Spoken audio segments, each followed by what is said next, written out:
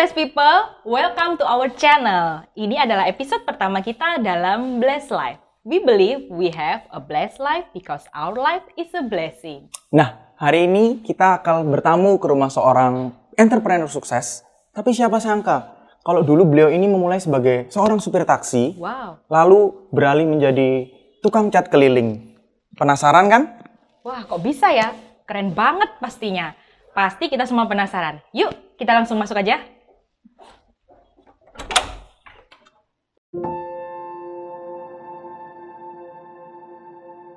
SMA kelas 1, itu saya kerja taksi.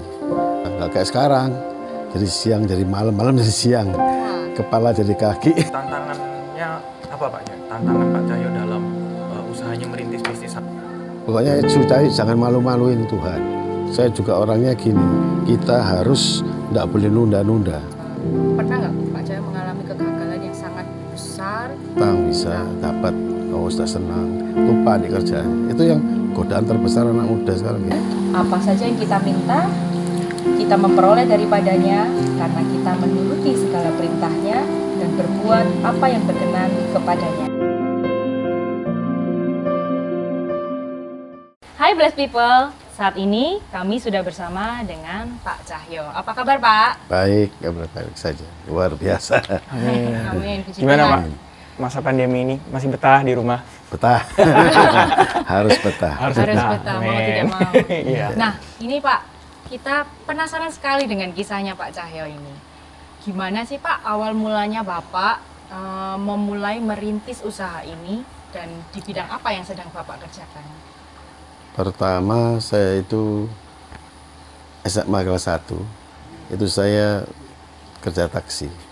Taksi mobilnya pemiliknya orang tua saya sendiri. Orang tua saya sendiri itu jual beli mobil. Tapi karena nggak memperhatikan, nggak support anaknya, jadi terpaksa saya kalau sore paruh waktu itu kerja sambil sekolah.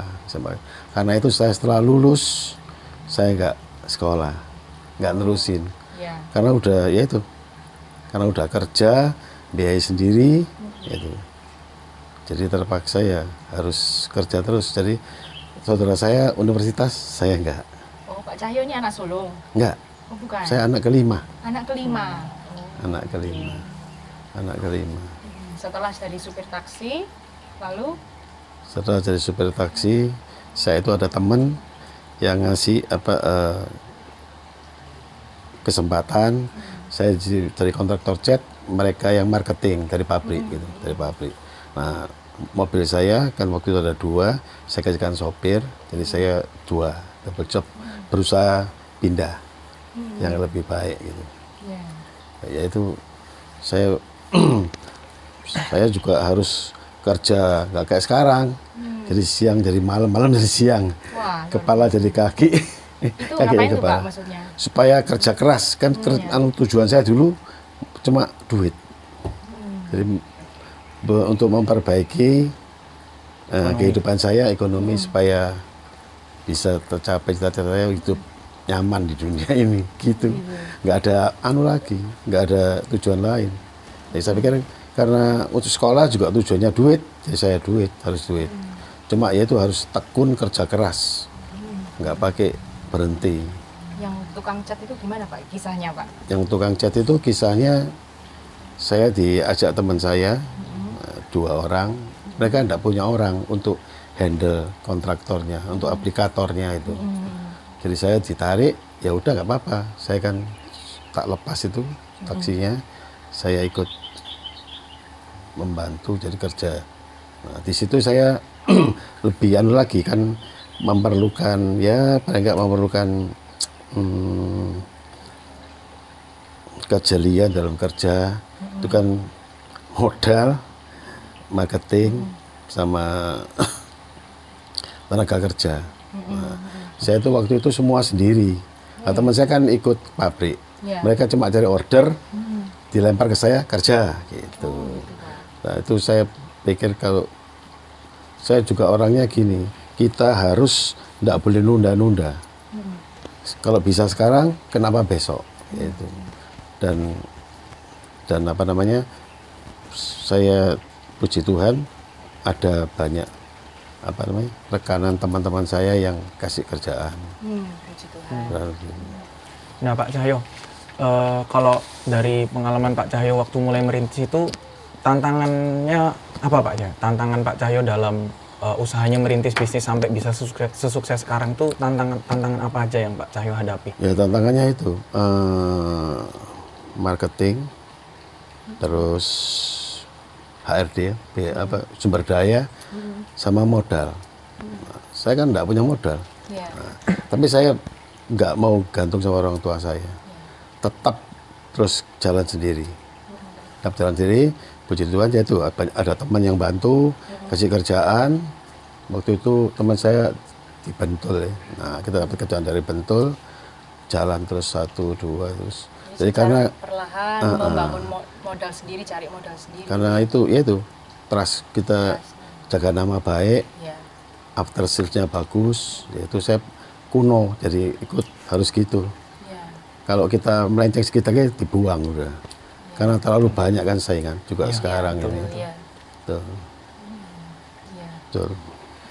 Nah, apa yang membuat Pak Cahyo bersemangat untuk melakukan bisnis ini sampai sekarang ini, Pak? Kan kita tahu nih, semakin berubah zaman ini, semakin banyak persaingan, semakin banyak tantangan. Apa yang menjadi dasar Pak Cahyo sampai saat ini tuh tetap bersemangat dalam menjalankan usaha ini? Kalau dulu motivasinya beda, kan cuma duit ya, pokoknya untuk kesenangan dunia. Sekarang sejak saya kenal Tuhan, bertobat terus ikut GBI Pakis, itu sekarang saya lain. Motivasi saya itu ingin menyenangkan hati Tuhan. Jadi saya kerja memang nggak terlalu push kayak dulu. Jadi saya tanya Tuhan gimana yang kerja, pasti dikasih itu bisa jalan sendiri gitu. Saya juga heran. Saya juga kalau doa minta Tuhan ya biarlah rekan-rekan saya itu beda sama dulu. Kalau dulu saya siang kerja, malam kan mesti itu entertain terus sampai pagi. Pagi kerja lagi terus gitu. Tapi sekarang puji Tuhan sejak tidak ada yang ngajak. Jadi nggak ada yang perlu. Kan saya mesti entertain orang supaya kerjaan lancar. Sekarang enggak. Itu yang bedanya di situ. Saya ajaib, ya saya ikut aja. Saya nggak terlalu nge-push kayak dulu. Tapi jadi Tuhan selalu mendatangkan berkat luar biasa itu yang bedanya dulu sama sekarang, benar. Itu kenyataan saya sering. Itu untuk saya. Nah Pak Cahyo, selama Pak Cahyo merintis bisnis sampai sekarang, sampai bisa sebesar sekarang ini, pasti kan ada pengalaman-pengalaman kan, maksudnya dari suka, duka. Nah kalau boleh tahu, satu aja Pak Cahyo bisa ceritakan nggak pengalaman yang paling membekas sampai sekarang itu berkesan di Pak Cahyo dalam Pak Cahyo menjalankan bisnis Pak Cahyo sampai bisa sebesar ini? Pengalaman saya itu yang membekas itu waktu saya ngerjakin rumah sakit di Jogja, Sarjito sama pabrik itu, pemerintah motong kayak krismon gitu. Tapi waktu itu 77 ya. Jadi itu berhenti semua kerjaannya. Jadi berhenti, ya luar biasa besar buat saya waktu itu. Waktu nanjak berhenti. Jadi terus nunggu sampai pemerintah kasih kerugian. Waktu itu proyek pemerintah, kerugian baru kita jalan lagi. Itu yang membekas sampai sekarang. Yaitu risiko kerja itu selalu ada. Iya betul. Semacam seperti ada resiko kegagalan yang bisa terjadi kapan saja ya Pak? Iya, kita mesti siap itu. Iya, mesti siap. Nah, gimana nih Pak kalau misalnya kita mengalami kegagalan itu, pernah nggak Pak Cahyo mengalami kegagalan yang sangat besar? Nah, terus bagaimana caranya supaya bisa bangkit lagi? Justru saya baru kenal Tuhan, berapa bulan, kalau tidak berapa, setengah tahun, itu saya mengalami bukan kegagalan, ya termasuk kegagalan. Itu saya kerugian yang luar biasa buat saya. Tapi nggak tahu, saya kok tenang aja. Saya merasa Tuhan di samping saya. Jadi itu enak aja gitu. Jadi saya nggak merasa apa namanya, nggak merasa down gitu, nggak. Tuhan pasti bantu. Dan puji Tuhan juga memang langsung jalan terus dan kembalikan. Luar biasa besar ya, itu yang adanya. Ada kekuatan yang Iya. dari dalam ya. Tuhan memberi kekuatan ya, sehingga kita walaupun di sekitar kita mungkin ada resesi dan segala macam, tapi ada kerugian, tapi jiwa kita tetap tenang, tergantung, tetap ya. mengandalkan Tuhan, Benar. nggak khawatir. Ada damai sejahtera. Iya. Luar biasa, sangat luar biasa. Luar biasa sih, luar biasa Iya. banget sih.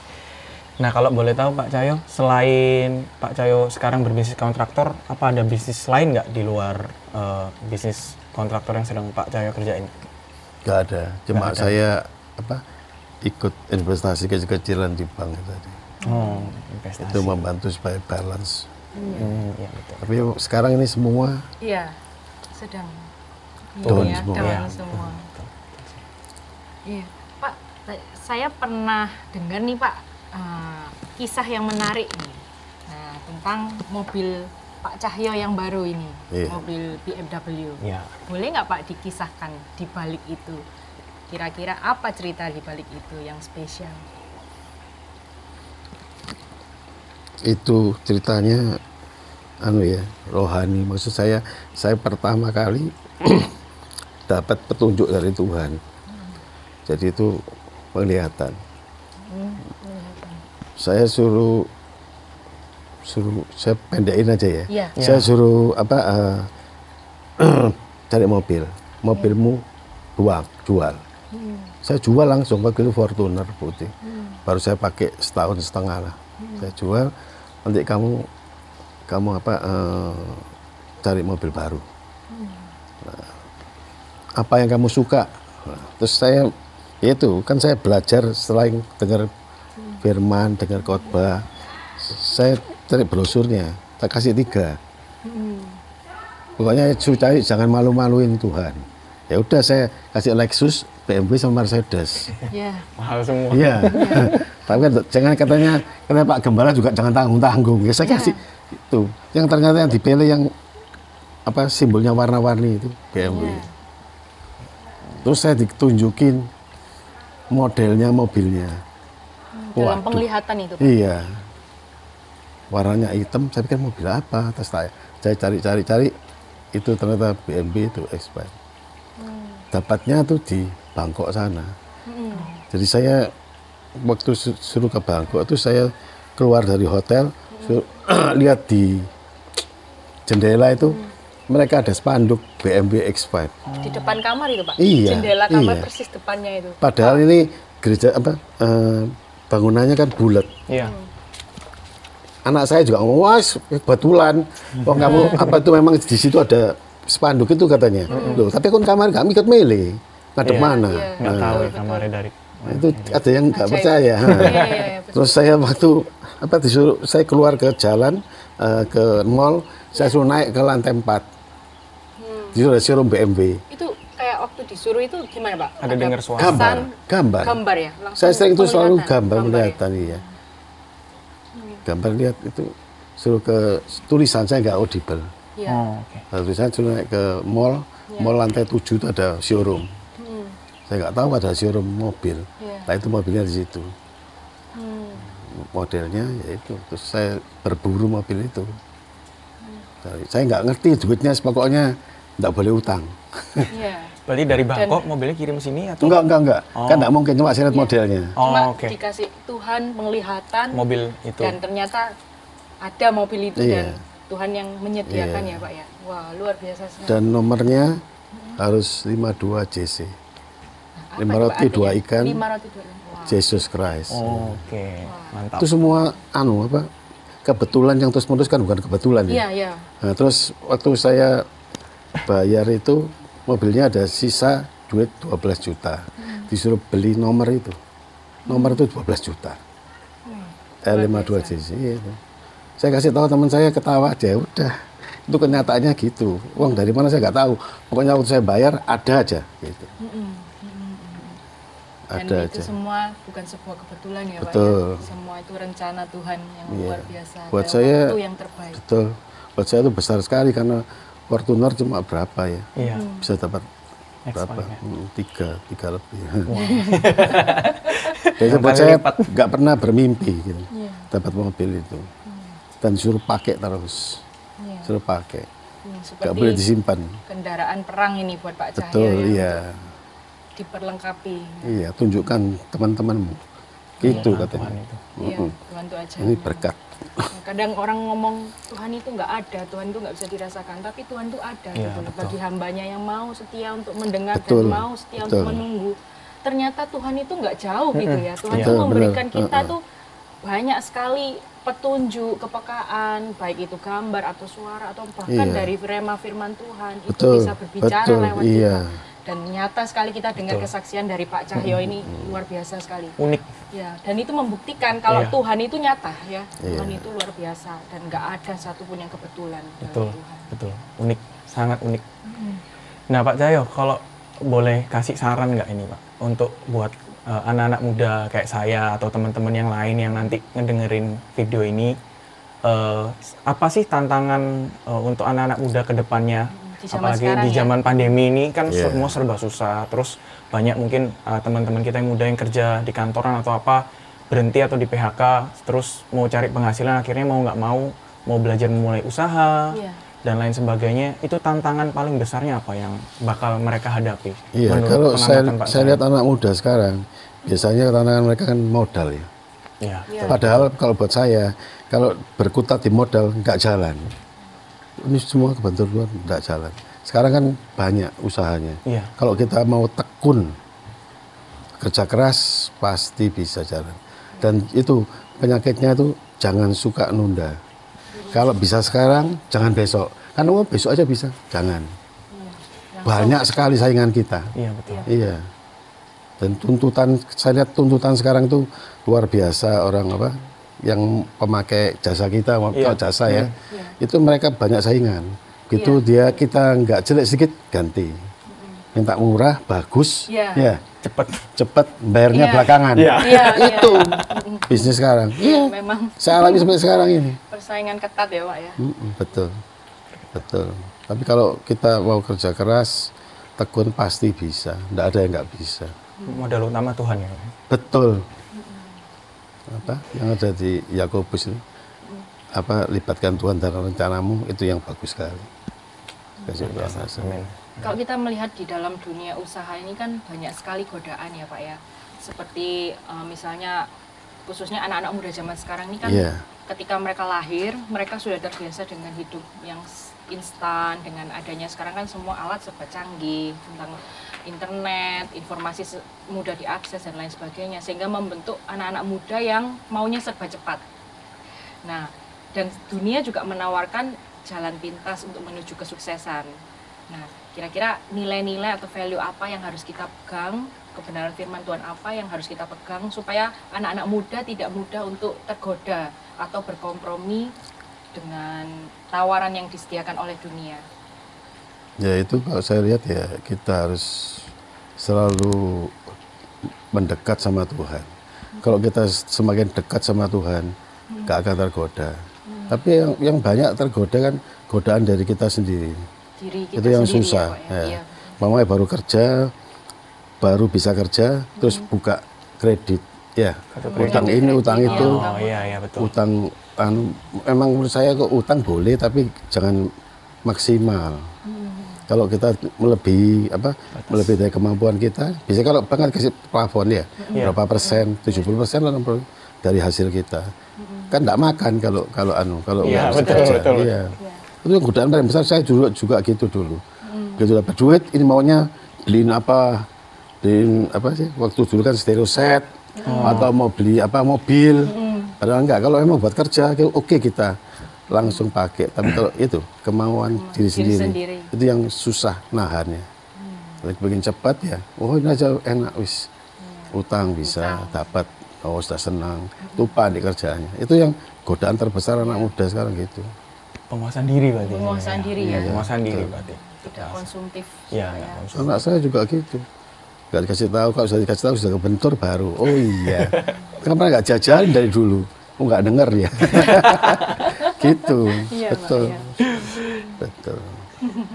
Tapi kalau kita dekat sama anak-anak kita atau siapa aja yang pasti bisa. Iya. Karena anak sekarang pintar-pintar. Iya, betul. Pintar-pintar sekali kok. Pintar-pintar. Mulai kecil udah Banyak pintar-pintar. ide-idenya. Bener. Iya. Tuh, terima kasih banyak loh Pak Cahyo buat waktunya, sharing-sharingnya tuh memberkati dan menginspirasi. memberkati. Terima Iya, kasih, betul. saya juga.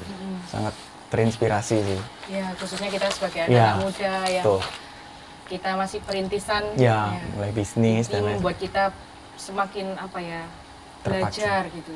Gimana sih kita membuat usaha kita tetap berjalan, yaitu dengan tekun, bekerja keras, mengandalkan Iya. Tuhan, Menguasai diri, menguasai diri, tidak Jaga mencuri, nama baik itu. jaga nama baik, ya, terus. jaga reputasi. Kualitas. kepercayaan. Percayaan penting. Iya. Saya juga kerja dulu selalu kerjanya berantai sampai sekarang.